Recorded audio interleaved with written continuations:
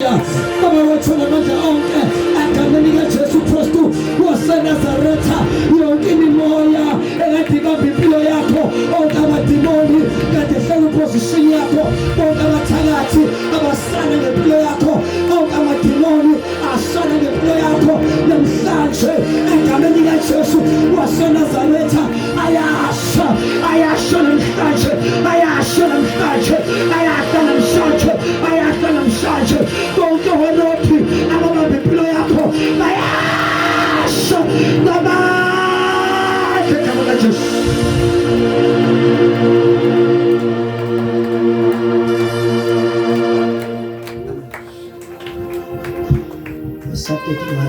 Second prayer point number 2. When I'm feeling sick, I'm focused on the shy side. The second prayer point is it's another which you get that divine employee. Njengoba ngibona kuloska ungitshengisa sigijima like speeding the process. Amen. Into zakho laba engikhuluma nabo laba impilo abadim ndawonye. Bestagnants impilo baza ngiprofessor kanje no prophet ngiyangikwazi ukuya kumuntu wa1 ngaphela isikhathi. Laba impilo abadim ndawonye uNkulunkulu as you are praying kuzongipusha to your destiny. Ngicela ushaya izandla and begin to call the name of Jesus. Shila makanda yala maando tula mashiyande. Shala maanda yala maando.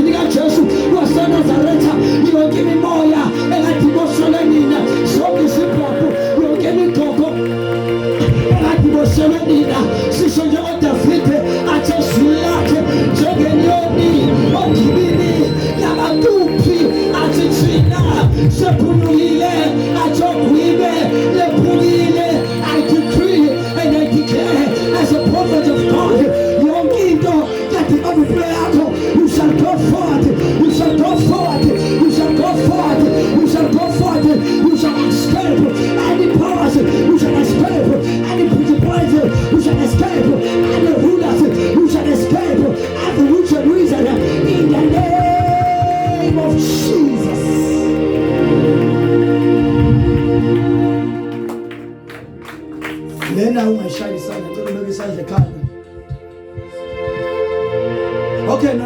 Ngicela isandla uyivule as a sign of receiving. Njengomuntu omkela. uNkulunkulu okhuluma ngengcebe ebusuku. Njengezazi zaseMpumalanga. Sayiphethe amakhoda ephethe yonke into zayiphethe Jesus Christ. Waba mpofu uNkulunkulu oncuzo sibe rich. Ngiyathanda lezingalo segcwele yonke le ndawo. Kira bashanda lama athana masiya. Zikore bokonto lama athina mahate. Zibra kangia kosende legehete lama. Libra dosia brende ke ramashande ke. Likore boshande limakato. Librande shani korande kadaha. Libru tu sibrende karebehe. Shinde korasia brinde karebasha. Libro kotusha brinde kamandi ni maandu.